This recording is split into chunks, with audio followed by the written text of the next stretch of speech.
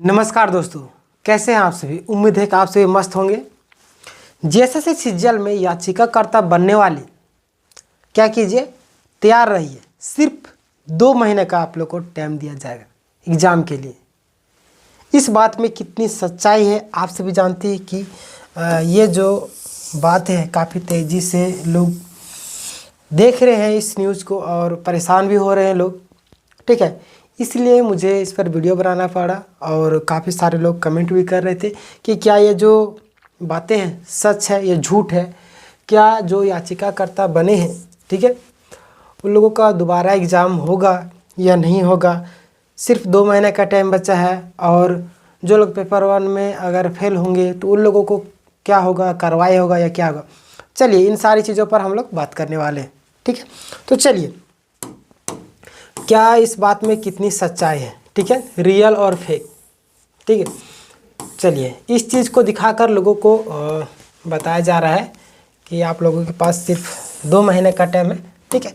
क्या लिखा हुआ है किस चीज़ के बारे में, उस पर भी हम लोग आगे चर्चा करेंगे, ठीक है। आप लोग पहले देख लीजिए प्रेस विज्ञप्ति, ठीक है। एकीकृत 17वीं संयुक्त प्रतियोगिता परीक्षा का परीक्षाफल आयोग ने पूर्व की भांति 45 दिनों के अंतर्गत घोषित कर दिया है, जिसके अनुसार कुल 3,28,990 अभ्यर्थियों में से 21,581 अभ्यर्थी सफल हुए, ठीक है। कितना? 21,581, ठीक है। इसमें देखिएगा उक्त परीक्षा को जिस तरह से कुछ कथित विशेषज्ञों, ठीक है, गुरुओं, संचालकों एवं कुछ यूट्यूब मीडिया ने बिना किसी प्रमाण, साक्ष्य या आधार के पुनर्परीक्षा कराने का एवं परीक्षा स्तर को लेकर बदनाम करने की कोशिश की, ठीक है।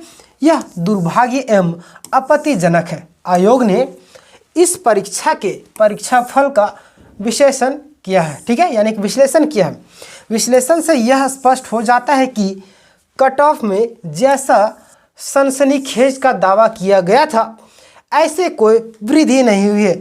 वास्तव में उक्त परीक्षा के प्रश्न पत्र पर डिफ़िकल्टी लेवल 68वीं, ठीक है, 68वीं एवं 59वीं संयुक्त प्रतियोगिता परीक्षा के समान ही पाया गया, ठीक है।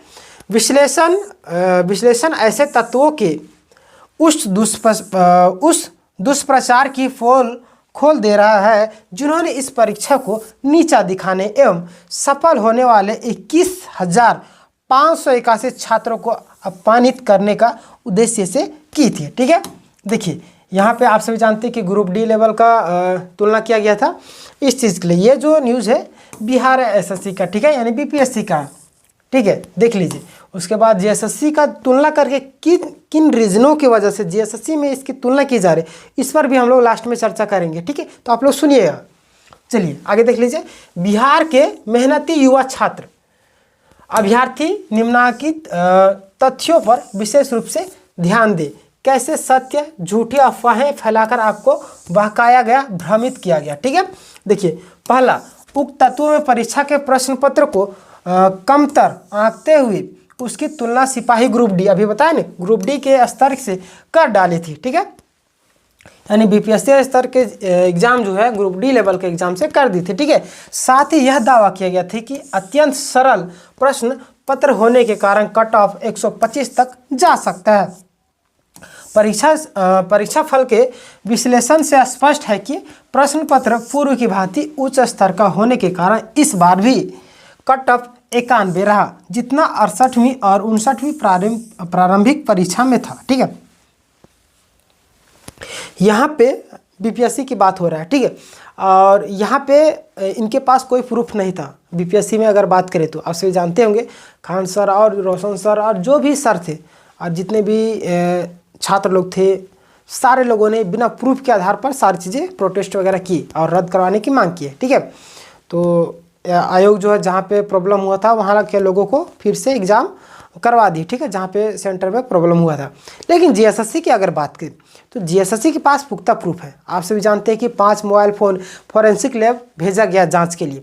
अब उसमें जांच होगा, जांच में पता चलेगा कि क्या ये जो प्रूफ है सही या गलत। प्रूफ में क्या है कि एग्ज़ाम से पहले यानी 22 तारीख को एग्ज़ाम था, 21 तारीख को ही फ़ोटो और वीडियो बना लिया गया था। यानी कि कोई व्यक्ति जो मोबाइल से बात कर रहा था और कुछ लिख रहा था, ठीक है, और वो कुछ लिख रहा था मतलब कि क्वेश्चन आंसर लिख रहा था, ठीक है। तब कोई व्यक्ति आते हैं और उसका जो क्वेश्चन आंसर लिख रहा था उसको फ़ोटो खींच लेता है और मिलान करता है आने वाले एग्जाम में, ठीक है, कि उसमें ये जो क्वेश्चन और आंसर है मिलता है या नहीं। तो पता चलता है कि ये जो क्वेश्चन और आंसर था आने वाली जो उसी समय परीक्षा एक दिन बाद थी 22 तारीख को, उसमें वो पाया जाता है, ठीक है। एक और व्यक्ति था जिनमें से वो प्रश्न पत्र जो था उसका आंसर लिख रहे थे, ठीक है। जब उनसे पूछा गया क्या आप लिख रहे, तो क्या हुआ, वो जो आंसर लिख रहे थे उसको फाड़ कर दौड़ने लगे, ठीक है। और एक और था जिसमें शादी घर में प्रश्न पत्र मतलब कि आंसर रटवाने की बात की गई थी और कई जगह पे बाहर एरिया में जाके नेपाल वगैरह में जाने की ऐसे कुछ है, ठीक है।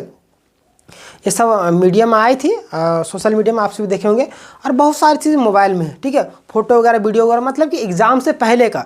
तो ये जांच करना होगा उसमें ना कि जो प्रूफ है, ठीक है, बाकी बस सारी चीज़ें मिल रही है, आंसर मिल रहा है, लेकिन ये जांच करना कि ये जो फोटो और वीडियो है वो पहले का है या नहीं, एग्ज़ाम से पहले का। क्योंकि आरोप लगाया जा रहा है JSSC के द्वारा और पास स्टूडेंट के द्वारा कि इसमें एडिट किया गया, ठीक है। अब देखिए एडिट कैसे किया जा सकता है, एडिट किया जा सकता है, लेकिन क्या जो व्यक्ति अपना मोबाइल देगा पूरा रिस्क के आधार पर, कितने लाख लोग, 6 लाख लगभग JSSC में विद्यार्थी थे जिनमें से 3 लाख लोग लगभग एग्ज़ाम दिए, तो लाखों लोगों को गुमराह करने के जुर्म में उन लोगों को क्या किया जा सकता है मालूम है आपको। ऐसे शिक्षक जो इस JSSC रिजल्ट को रद्द करवाने के लिए आगे हैं, एग्ज़ाम फाइटर्स हो गए, कुणाल सर, और करियर फाउंडेशन की बात करें तो प्रकाश सर, और बहुत सारे राजेश सर हो गए, जिनके केस के बदौलत 17 तारीख को आप सभी को मालूम होगा, 17 तारीख को रातू थाना में केस दर्ज करवाए थे। एग्ज़ाम से पहले BPSC में ऐसा कुछ नहीं था, तो BPSC का तुलना इसमें करना कहाँ से नहीं आया, ठीक है। हालांकि ये जो व्यक्ति तुलना कर रहे हैं पता नहीं किस आधार पर कर रहे हैं, लेकिन अगर हम माने तो किस आधार पर कर रहे हैं आप, ठीक है।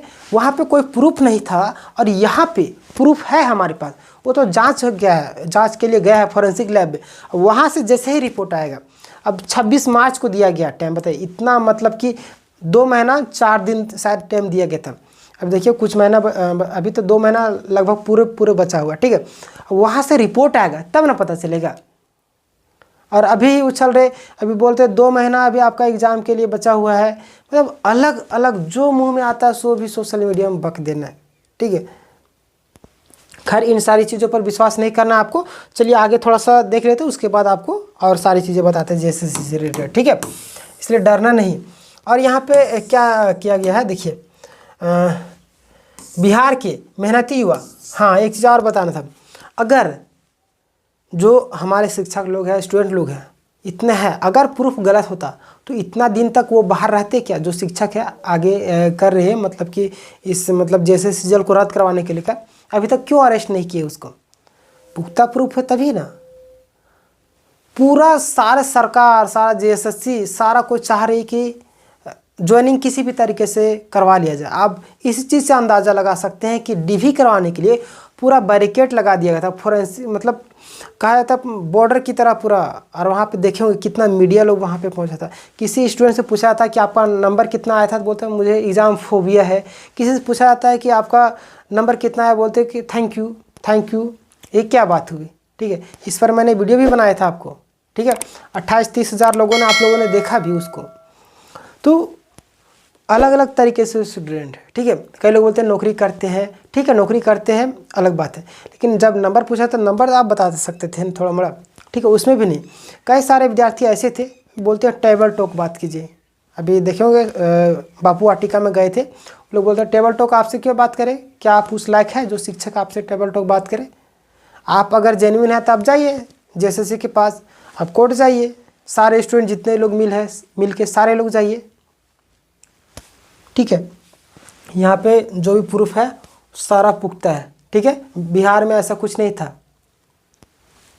देखिए यहाँ पे आगे देख लीजिए, बिहार के मेहनती युवा छात्र, ठीक है, बिहार के मेहनती युवा छात्र अभ्यर्थी निम्नलिखित तथ्यों पर विशेष रूप से ध्यान दें कि कैसे असत्य झूठी अफवाहें फैलाकर आपको बहकाया गया, भ्रमित किया गया था। ये तो आपको बताए थे, ठीक है। ग्रुप डी लेवल स्तर मतलब कि तुलना किया गया था। साथ ही यह दावा किया गया था कि अत्यंत सरल प्रश्न होने के कारण कट ऑफ 125 जा सकता है, ये भी बताए थे आपको। परीक्षा के विश्लेषण से स्पष्ट है कि प्रश्न पत्र पूर्व की भांति, ये भी आपको बताए थे, ठीक है। हाँ, यहाँ पे प्रश्न पत्र की उच्च गुणवत्ता के कारण, ठीक है, प्रश्न पत्र की उच्च गुणवत्ता के कारण 3,28,990 में से मात्र 120 से अधिक मार्क्स ला सका, ठीक है। यानी बोल रहे कि प्रश्न पत्र की उच्च गुणवत्ता, यानी मतलब कि टफ था प्रश्न, ठीक है, जिनमें से 3,28,990 में से मात्र एक छात्र 120 से अधिक मार्क्स ला सके, ठीक है, एक ही विद्यार्थी, ऐसा बीपीएससी बता रहे। इतना ही नहीं, 100 में से अधिक मार्क्स लाने वाले की संख्या भी मात्र 1180 है, ठीक है। इस परीक्षा में शून्य से कम ऋणात्मक अंक प्राप्त करने वाले अभ्यर्थियों की संख्या 1409 है, ठीक है। खासतौर पर एक प्रश्न जिसमें विधानसभा सदस्य के निर्वाचन क्षेत्र से संबंध में पूछा गया था, उसे सिपाही परीक्षा के स्तर पर भी नहीं माना गया था। परीक्षा फल के विश्लेषण से यह स्पष्ट होता है कि करीब 1,70,000 से अधिक अभ्यर्थी इस प्रश्न का सही उत्तर नहीं दे सके थे, बताइए, ठीक है। अब यहाँ पे एक विद्यार्थी है जो अपना YouTube चैनल के माध्यम से इन्हीं चीज़ों को दिखाकर, ठीक है, इन्हीं चीज़ों को दिखाकर छात्रों को गुमराह कर रहे हैं, ठीक है।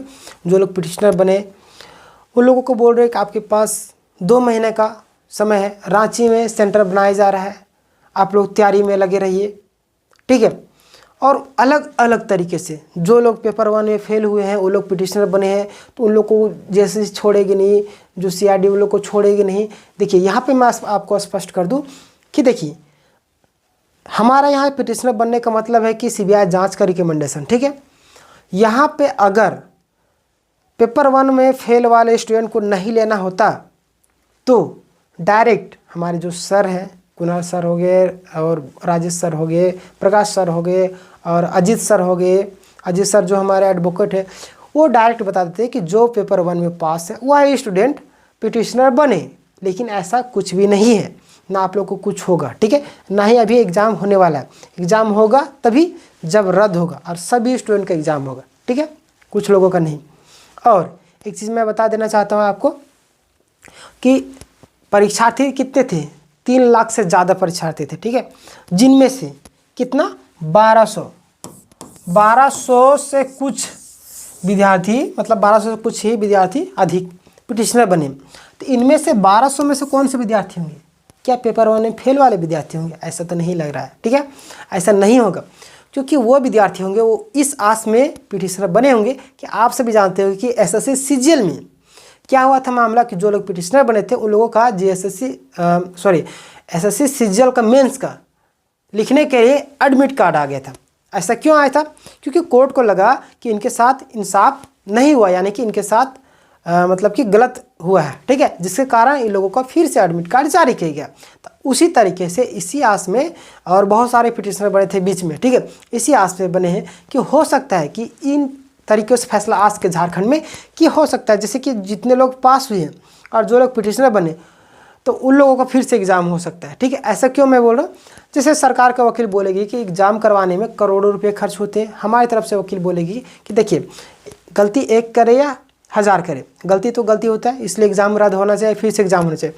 तो सारी चीज़ों को तर्कों को देखने के आधार पर सारी चीज़ें बोला जा सकता है कि ठीक है, अगर करोड़ रुपये लगते हैं एग्ज़ाम करवाने में तो आप एक चीज़ कर सकते हैं, जो लोग पिटिशनर बने हैं, ठीक है, पिटिशनर बने हैं और जो लोग पास हुए हैं, सारे लोगों का एक सेंटर में एग्ज़ाम ले लिया जाए, ठीक है, और कम खर्चे में भी हो जाएगा, सारा चीज़ हो जाएगा।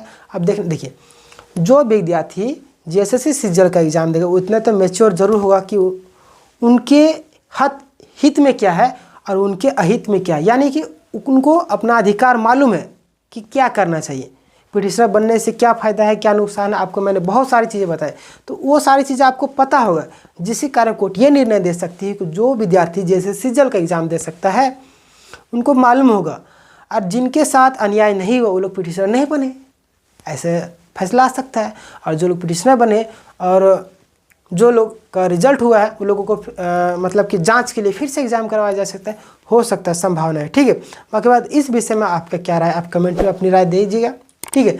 और आप सबके लिए खुशखबरी है कि इस चैनल में online classes free of cost 0 रुपये में सारी क्लासेस